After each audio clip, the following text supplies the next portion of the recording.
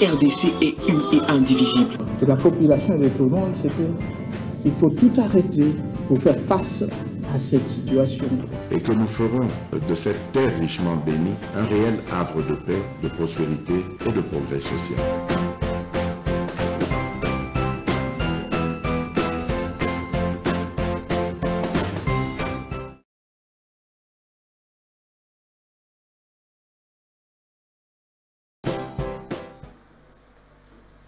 Merci. Bozolanda MKB officiel, Bozali partout à travers le monde. Bisoto Zaliwana Ponako, PCB information à temps réel. Merci Nabande Nyonso, Bozo partager. Balien il y a émission na biso boyebi to sengibino to lobby certes to zongi mais to mona bino quand même boza la paix en tout cas bato ya liboso ko partager ba émission na biso ko liker ko pesa biso makasi boza la te toujours que tozo pesa bino ba information mais bino boza li ko occuper vraiment partage ko s'abonner te ezali ko pesa biso moi passé donc ce qui est aux autres la émission na biso partager yango senga pe moto mususu pembeni na yo aluka ndenge nini akoki kosala musala. Alors katumbi azotia pression mingi na église catholique na SCC alobi bango bayokani boyete makambo yo shole akomi kosala izo bango bayokana kite boyebi bien que banda élection et salamaki Monseigneur Chola Bimage na Eric Senga oyo baza ya SCC balobaki ba irrégularité ezali mettre en tout cas il faut changer ordre de monto a gagner l'élection ezakaka fatigue. Alors mbala moko katombi aza en colère le bina Chola na mbongo ki wane koleka te luvunu donc sengeli ba loka moyen ya basolo la bien. Et non, on peut maintenant Chola comme ko bunda bon que ça peut discours mais assez à lobby le 90 moyen exact nanga akomina ya colonel nanga tie brusa na kola kisa ba vidéo na yete pour na la promotion ya bozoba wana azana ruchuru. Qu'est-ce qui se passe na ye plan ni bazana qu'est-ce que zaka kananga ou bien batomoso babatami anasima bawazalendo pe balobi bakokanga nanga bakokoteka mondele bawazalendo nde balobi bokomona ngo d'ailleurs ba bimi tango facha za eli président ba ye ko féliciter ye bokolanda président na bango ya bawazalendo na émission ya lelo bokoyeba manso donc nyonso ezali en place. Alors, tu peux pas masolo na la première émission qui est Kadu Maselon ba source on nous apprend que pression est en makas et za na batata ou bazune ba élection te ba yebiso biso to bimaka chaque année ndenge ni ko bimisa biso te ya le bim il faut oh non ko kipe makambu ya baza élite biso nde to le kaka chaque année. Alors to lobina denika dimana batunyo so ki attention peuple a voté qui battait respecter volonté populaire aux hommes la médaille en Colongo Lukunga ya pas mati yitaki ya koita tutaki ya kotuta. Donc nous avons obtenu des résultats et vous allez changer parce qu'il y a soi-disant un leader ou bien mutumoko boye ou yaza elite makolinga za eli wana ekoleka ata mukete. Donc continuez à partager les liens, il y a ba émission nabiso, bo liker, peu bo commenter, pour être makambo mazala malamu. Donc montir il y a ba biloko tokolo bela lelo, yango wana mais rassurez-vous que vous allez abonner. Alors nabandana oyo présidentiel en RDC.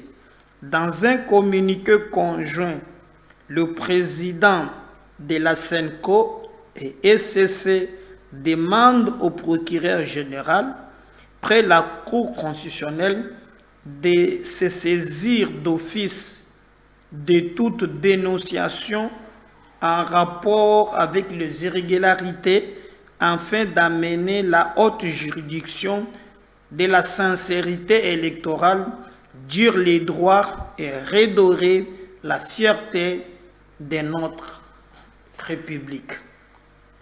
Donc, on dirait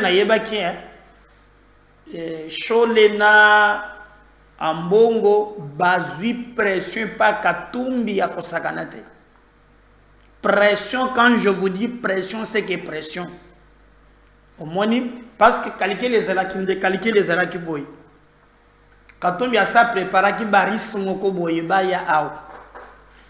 Hein? Baris wana baza ba champion. Et bien ngo bato ba cybercriminalité. Ba yé vraiment ba pénétrer site ya seni. Ceux qui ont voté par exemple Médard Kankolo ngo be monsieur Katumbi. Alors si ko baza na capacité à kozwa ba donner wana ba yé nango ba pesi Église catholique. Alors tant que l'Église catholique est kozwa et que nous avons na vérité ya IRN ba ko faire publier ngo na ba RFI na ba France 24 na ba Jeune Afrique. Alors Bemba oyo azalaki na information moto aliboso Jean-Pierre na ba service na biso bolanda ki na Top Congo comment alerter likolo ya likamboana pa lobby to fongola miso pambate plan ezali ko tiama en place.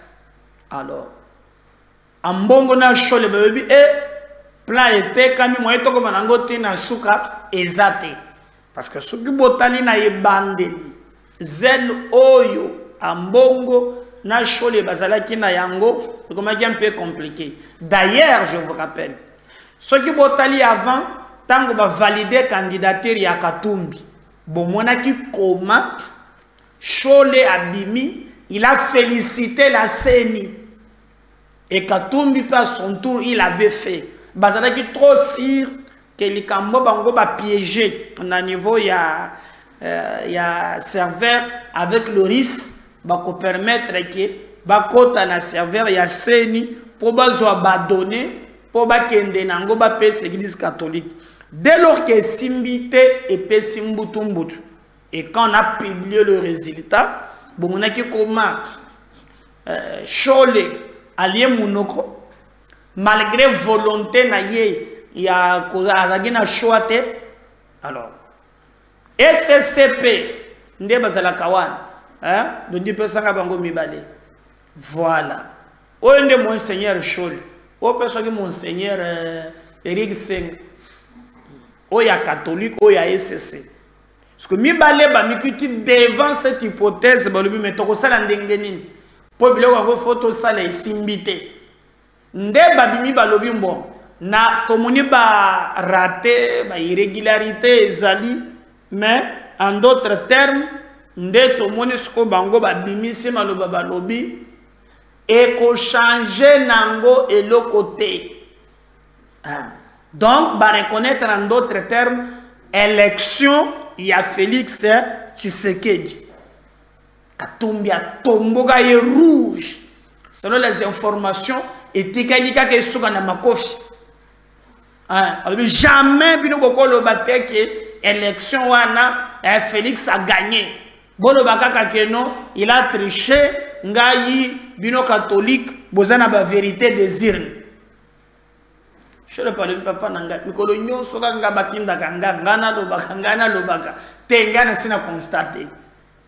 Alors, tant que pression est l'équipe, Nde lo Tomoni Sikoyo, Shola Bengi, Muningane Yaïs, Papa Toloba. Toloba Nino, Basengi dans un communiqué conjoint, où est signé entre le président Yasenko, Naya SCC, Basengi na procureur général, près la Cour constitutionnelle, Balobi a s'auto-saisir. Mais en matière oyo, je crois qu'il faut bazouzi baby sebiso. Est-ce que la Cour doit être saisie ou bien le procureur près la Cour constitutionnelle peut aussi s'auto-saisir. Bien sûr, nous savons très bien que le procureur est à la recherche des infractions. Alors, mais les cas sous examen, je crois qu'il faut un terme juridique et bima, hein, pour te comprendre. Ah bon. Ou exemple, ami longola na ngambo alobi mais na lobagi katombi tika ko tobisanga na lobby. Ah. Soit sangi procureur bi a se saisir ye moko d'office. Pour nini pour être na façon que no ba dénonciation en rapport na ba irrégularité afin que ye moko procureur a lukandenya comme haute juridiction base à la sincère na matali élection peut sa crédibilité il y a élection dans nzela ya cour constitutionnelle. Je crois que c'est que il y a les gars qui ont la peine en gamboucho les nambongo yangoan mais na kota la bien contradiction ezali parce que mutrabango katumbi aboyi na ye makambo ya cour on bi cour wana ekoloba iloko amalongate. Même Didi Martin peut aboyer court. Maintenant que Chole, Monseigneur, a Zali Lelo, Kobimisa, Likambouana Yakour, bon, attendons voir. Tout le monde a ici Kabango Bakokende. En réalité, na Likambouana, mais sinon, en tout cas, Bazo Sibir, pression Yakosakanate, Katumbi pense que a Koiko diriger Mboka Nabiso, comme Nayebisa Kibino ke Mopaya. Akokaki ko jamais kokamba mboka na biso et nanu kuto akambi mboka tendenge atelemi obana kini balela to ela nini hein yo kambaka mazembe tika batu ya mazembe balela atabana mazembe pe ba congolais bazali bakolela te pourquoi hein mwana mobali zobangai lela bana mazemba balela bana deringi balela. Il a sauté quand même Renaissance, ça a une raison. Bana Renaissance va coller la tête. Bana Dragon balela. Ah, comme il dit que Renaissance c'était qu'elle a fait comme Mukona. N'engue peut faire gazon chaye, Mulungue, nda sauté que Renaissance balela. Donc, yé motozo lela, nabaka mitatu et les autres. Bon, mon qui même. Après moi comme on a bango Salema, Jean-Claude Mouyambo. Muyambu mwana mama oyo ayebaki makambo bien azalaki na bango beki je muto kusimbisa biso toshi souple niwe moya amibendi azongeli fachi premier kozalaka bokomona wono tango tozalaki na ye wana bokozomona o déclaration kolongwa na ye avant même élection isalem etikali sikoyo ba kamitatu oyo basolo bao Félix a gagné l'élection pour tribalisme ezalaki na kati koma Kadima tozui Tshisekedi tozui na cour constitutionnelle mais comme toujours makambo esala kate na mboka oyo tako Tshisekedi Kabila salaki élection ngoyo mulo ndazalaki nani celui qui était na cour je crois que c'était Benoît Lamba. Bien, j'ai combo la Cour constitutionnelle. Azalaki katangete élection salamakete. Et chaque mauvais perdant, bazone du matin, on va utiliser méthode IDPS à saler la kala. Oh, et tu na bête biso ba mbodi. Bona la ba pongi a bébé surtout ka boye. Puis on a pongi to finiki dra, yesa keina ye. Donc c'est ça débat ba ngeba susciter les biso pour na mokolo ya lelo. Mais maintenant au lieu bandima que makambo eli bongote bango va utiliser maintenant 3 axes. Axe musus eza ya balabala ya mibale ezali ya manduki. Manduki nanu bazui nanga. Ce qui est vrai, quand vous regardez nanga, il faut vous mona Kabila. Nanga. Bah, le même petit frère Naïs avec le gouverneur, bah, Bengie Awana Kishasa. Déjà, petit frère Naya Bandagi peut ko bongi selaye moyen à ça là. Bah, abandé ko tonga aéroport moi. Bokoy. Oyo ko ça atteindre hélicoptère abandi ko bongisa le grand frère na ye po tango bazoe baleka vers ndebe information ebimi efuite jikona ko lokela bino ele mana tsele bino na émission musozoya le me bino bolali awa gouverneur oyo ndeko ya nanga zakona azana kati ya ko tonga aéroport oyo ba place belé o bali ko tere banda ko kitaka basala musala. Alors bolanda kiye tango azalaki na Kenya et d'ailleurs to moni même gouvernement na biso esengaki ke Kenya bakanga nanga baye na ye awa Kenya comme moto azakuna azande ko Kagame ndeko pe mwasi akatumbi abango balobi toko kanga na biso nanga te nanga sali liberté d'expression et to moni directement nanga a commis na rutshuru à tenir discours moko ya Buzoba. D'abord il a commencé par dire quand malobanga ya kala manuma keo nakati ya armée na biso tomoni que les bagarres républicaines tomoni gouvernement il a utilisé ba FDLR malobaki makambo ya ba FDLR mutu nyonso lobaka makambo oyo Kagame azasi mikolo lekite lelo tozana ba résultat ya moto wana Kabila tinde niye ba ko déstabiliser mboka mais avant nanga loba bandeko nanga bobosani Museveni alobi me nazomona ba groupe armé moto azo sala makambo kombo na ye Joseph Kabila et d'ailleurs bomonaki à l'époque c'était Ferdinand Kambere na Barbara il a commis porte-parole na ye babima pona ko démentir koloba ke non bazoloba eza ya lukuta Museveni makambo zoko c'est la Kabila atikala te jamais alors jamais ko sala makambo wana eza makambo ya lukuta. Alors nous avons dit attention yangu sur roche bato baza sincérité les gens ne croyaient pas bato bako jouer double jeu les ne croyaient. Et aujourd'hui maintenant nanga yo wana bi mais je vous dis lorsque ozomona nanga il faut mona Kabila. Je me souviens avant toute cette élection réunion ko salama dans le Lubumbashi entre Katumbi Kabila na Fulgence Muteba aux archevêques ya Lubumbashi bolanda ka archevêque kana lobaki wo mboka yana ba problème risque ya makasi ezali mikolo leka ki pan to moni bakataka tanga babimaki lelo même scène ezo salema Katumbi baye awa bazo sala ba marche après baye ko kanga Salomo souvenez-vous bakanga ye mena téléphone na ye contact moko na un monsieur un général Patrick oyazali proche à Kagame. Quand Katumbi part, c'est Nanga qui mobilise pour lui. Nanga mobilisé pour Katumbi.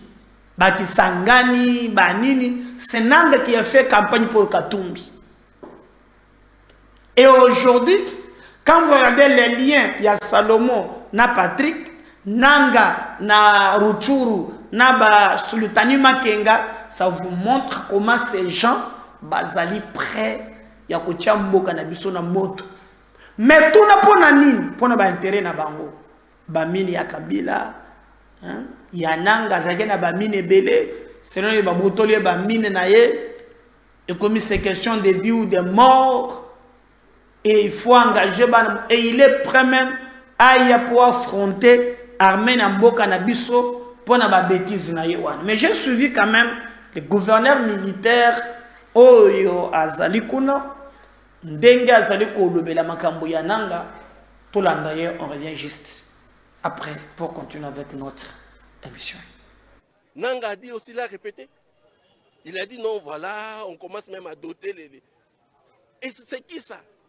C'est ceux-là qu'on peut considérer comme les plus grands intellectuels, mais qui se comportent en petit homme comme ça. Hélas, et ces gens ont géré des grandes choses ici dans la République. Imaginez-vous si aujourd'hui, parce que maintenant ils ne sont pas ce qu'ils étaient avant, mais c'est maintenant qu'on est en train de les connaître. C'est aujourd'hui qu'on les connaît dans leurs œuvres. Et nous les Congolais, on a placé confiance à un monsieur comme Nanga. Comme Nanga.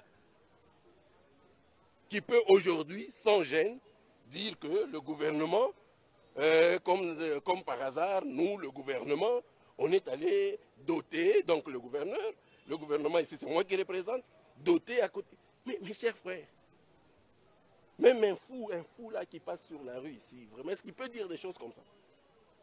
Il peut dire des choses comme ça. Tout cela pourquoi? Parce que nous avons créé cette ambiance de mensonge, de manipulation et de chantage. Et je dis au peuple ivoirien, arrêtons avec ça. Sinon, on nous prendra toujours à ce jeu-là. Ça sera toujours comme ça. Quand quelqu'un commence à faire du bien, et voilà. On lui lance n'importe quoi, on fait n'importe quoi, on dit n'importe quoi. Donc je parle encore au peuple ivoirien. Nous sommes des fonctionnaires. Nous allons partir. Même si nous sommes des officiers, nous sommes, comme on dit, des fonctionnaires sui generis. Parce qu'on a un statut spécial qui n'est pas le statut des autres fonctionnaires. Nous allons partir à tout moment. Mais de grâce, vous êtes jeunes, je suis en train de vous regarder, vous êtes jeunes. Parlez de la réconciliation, parlez du pardon. Soyons unis, restons unis, nous les Ivoiriens, pour que plus jamais des gens viennent d'ailleurs pour nous déstabiliser davantage. Nanga a dit aussi, l'a répété. Il a dit non, voilà, on commence même à doter les... Et c'est qui ça? C'est ceux-là qu'on peut considérer comme les plus grands intellectuels, mais qui se comportent en petit homme comme ça. Hélas, et ces gens ont géré des grandes choses ici dans la République. Imaginez-vous si aujourd'hui, parce que maintenant ils ne sont pas ce qu'ils étaient avant, mais c'est maintenant qu'on est en train de les connaître. C'est aujourd'hui qu'on les connaît dans leurs œuvres. Et nous les Congolais, on a placé confiance à un monsieur comme Nanga. Comme Nanga. Qui peut aujourd'hui, sans gêne, dire que le gouvernement, comme par hasard, nous, le gouvernement, on est allé doter, donc le gouvernement ici, c'est moi qui le représente, doter à côté. Mais mes chers frères, même un fou là qui passe sur la rue ici, vraiment, est-ce qu'il peut dire des choses comme ça? Il peut dire des choses comme ça. Tout cela pourquoi? Parce que nous avons créé cette ambiance de mensonge, de manipulation et de chantage. Et je dis au peuple ivoirien, arrêtons avec ça. Sinon, on nous prendra toujours à ce jeu-là. Ça sera toujours comme ça. Quand quelqu'un commence à faire du bien, et voilà. On lui lance n'importe quoi, on fait n'importe quoi, on dit n'importe quoi. Donc je parle encore au peuple ivoirien. Nous sommes des fonctionnaires. Nous allons partir. Même si nous sommes des officiers, nous sommes, comme on dit, des fonctionnaires sui generis. Parce qu'on a un statut spécial qui n'est pas le statut des autres fonctionnaires. Nous allons partir à tout moment. Mais de grâce, vous êtes jeunes, je suis en train de vous regarder, vous êtes jeunes. Parlez de la réconciliation, parlez du pardon. Soyons unis, restons unis, nous les Ivoiriens, pour que plus jamais des gens viennent d'ailleurs pour nous déstabiliser davantage. Voilà. Bolandi gouverneur militaire, nanga kutuna ba liboma na yende bazoko sakaye na Kagame, ono ye akotambola makolo bakoyati na Kinshasa.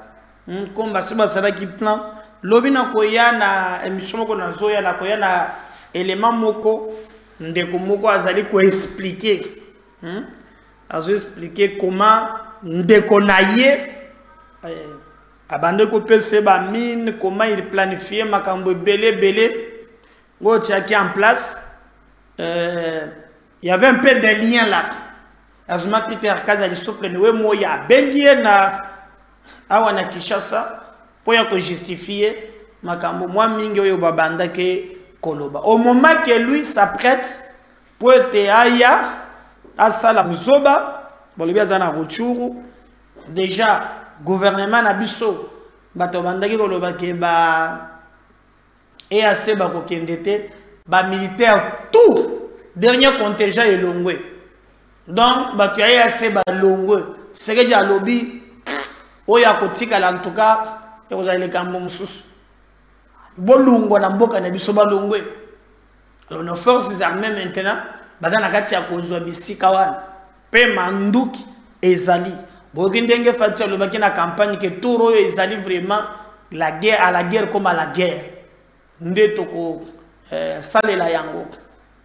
Alors tomoni en entre-temps ba wazalendo pe oyo Linette Safari bon mokonzi ba wazalendo pe abini a félicité président malobi nanga kosa na liboma ye penza ko simba ye na maboko ba wazalendo bazana forma ba wazalendo te mende chef na bango moi tu as gagné côté. On suit ça, on va revenir juste après. Moi c'est Jules Moulumba, je suis le communicateur des volontaires pour la défense de la patrie.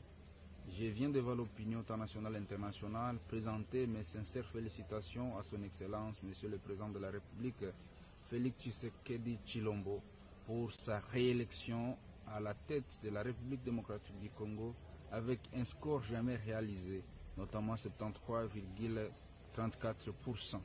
Ce score reflète l'engagement et l'attachement du peuple congolais à la souveraineté nationale, internationale, économique, politique de notre pays. C'est le score que pouvaient réaliser les héros nationaux qui sont morts, notamment Kimpa Vita, Simon Kibangu, Laurent Désiré Kabila, Baouma Ambamba, Mbuja Mabe, Mamadou Ndala Moustapha, Bikweto, Chikombo Gisle, tous morts, n'est-ce pas, pour la défense de ce pays. Nous, les rois Zalendo, résistants patriotiques, appelés autrement dit VDPRDC, réitérons notre engagement à accompagner les chefs de l'État dans l'accomplissement, n'est-ce pas, de vœux le meilleur pour ce Congo que nous rêvons tous grands, forts et prospères au cœur de l'Afrique. Nous présentons nos sincères félicitations, nos sincères remerciements au peuple congolais qui a élu massivement ces grands Mouzalendo de la République démocratique du Congo et nous leur souhaitons meilleurs vœux de l'année 2024, que ce soit une année de libération totale et définitive de notre pays. Je dis et je vous remercie. Moi c'est Jules Moulumba, je suis le communicateur des volontaires pour la défense de la patrie. Je viens devant l'opinion nationale et internationale présenter mes sincères félicitations à son Excellence, Monsieur le Président de la République, Félix Tshisekedi Tshilombo, pour sa réélection à la tête de la République démocratique du Congo avec un score jamais réalisé, notamment 73,34%.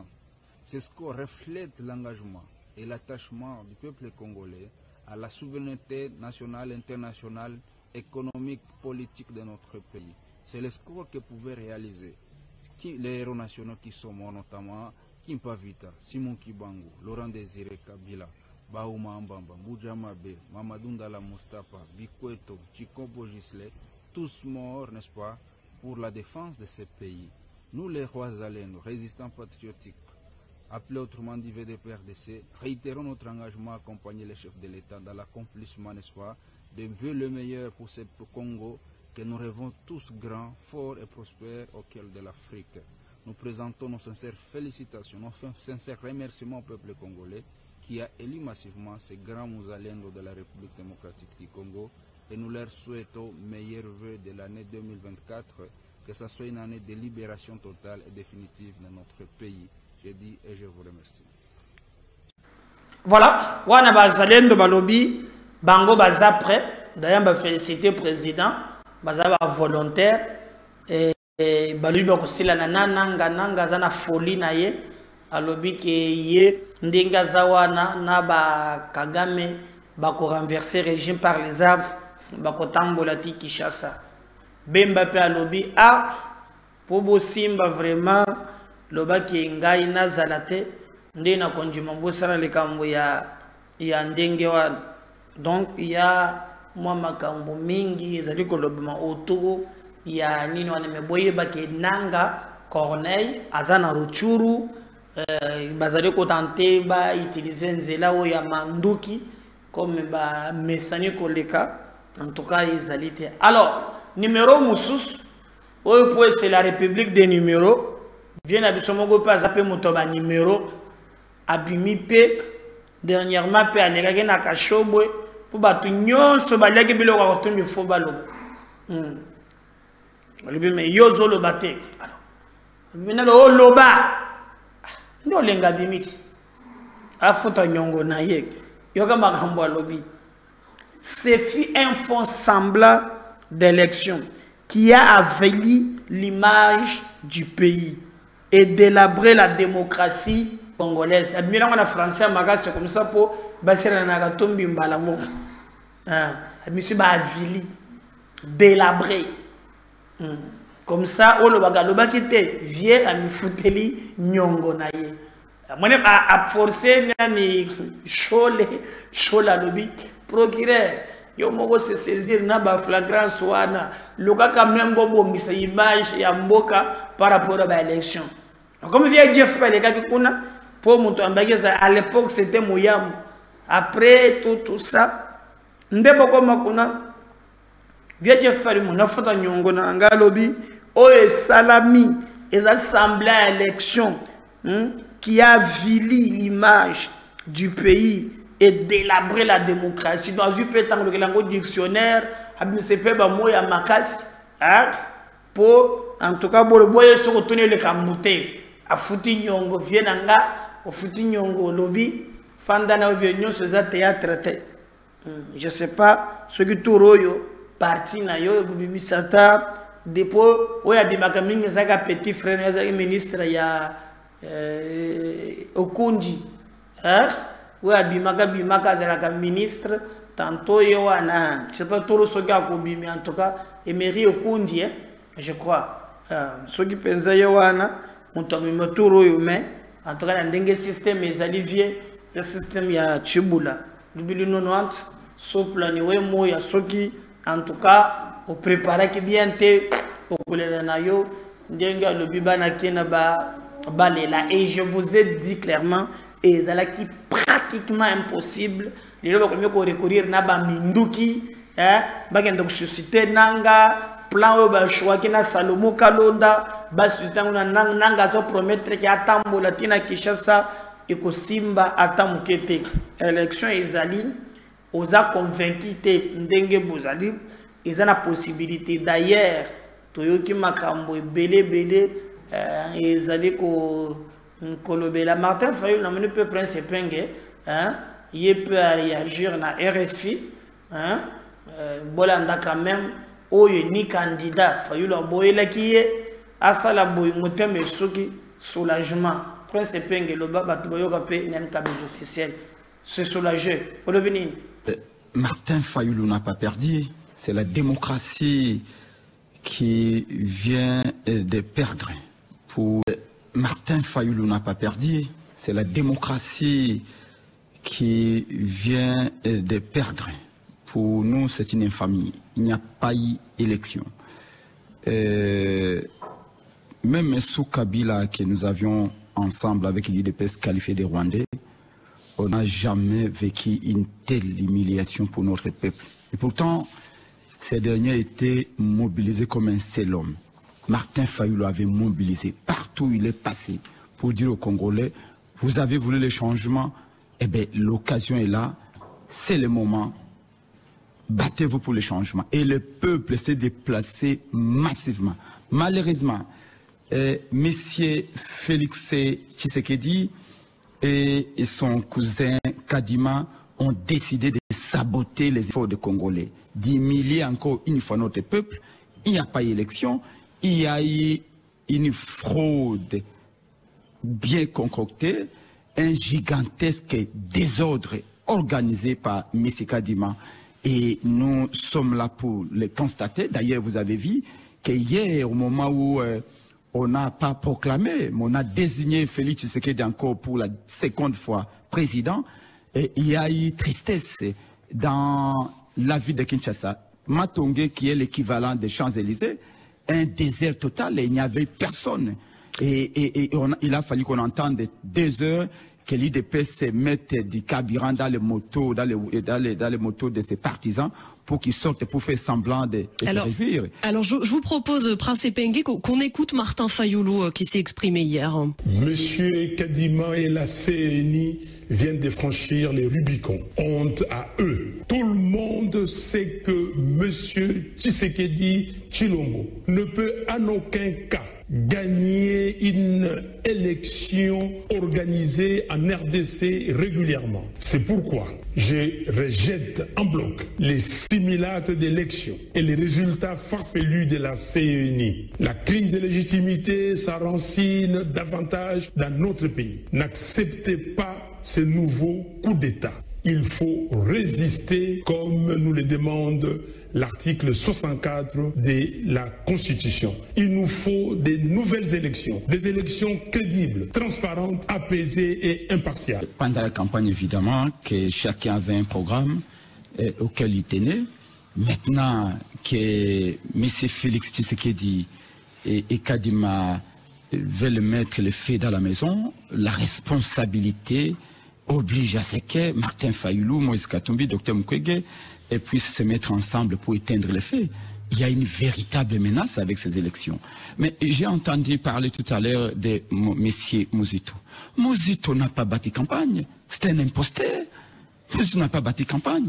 Comment voulez-vous que Dr Mukwege, qui a bâti campagne, que je vis à Beni, à Butembo avec des foules, Dr Mukwege ne soit même pas classé parmi les 3 premiers, et Muzito qui n'a jamais tenu un seul meeting, on le place là pour une raison simple.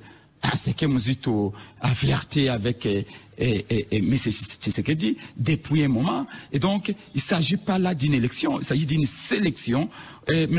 Kadima a fabriqué ces chiffres et il a donné les scores à qui il voulait. Alors, je voudrais ici souligner le fait, et c'est très important, parce que les gens parlent pourquoi nous rejetons ces faux résultats.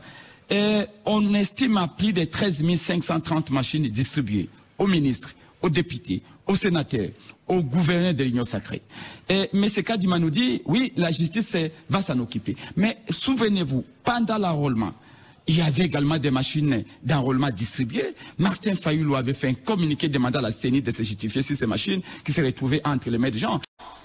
Voilà. On est allé presque pengalela. Alors. Mais mon bango se démarquer, quel que soit Makmouba Boy, il y a un accord constitutionnel. Bolandaye Théodore Ngoy. On va revenir pour chuter avec notre émission.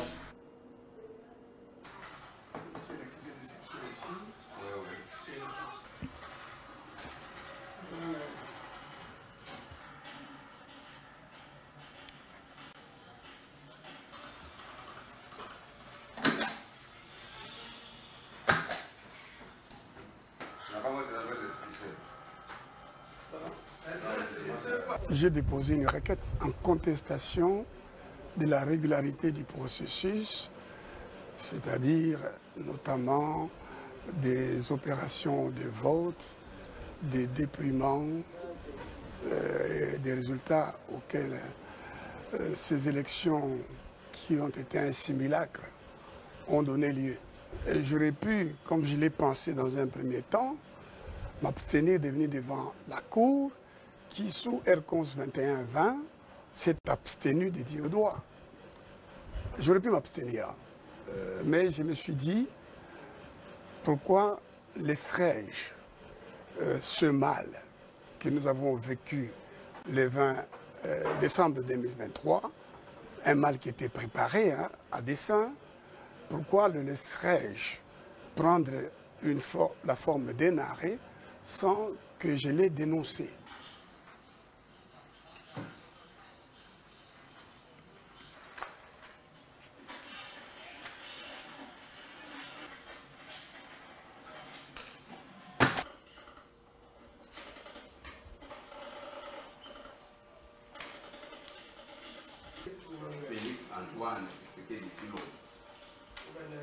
La seule, je dis bien la seule raison d'être, la seule mission confiée par les constitutions congolais à la CENI, c'est d'assurer la régularité du processus électoral et référendaire.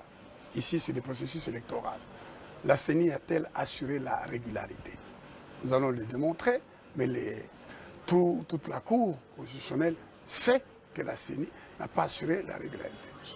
J'ajoute que le juge constitutionnel, en tant que juge électoral, n'est que le juge de la régularité.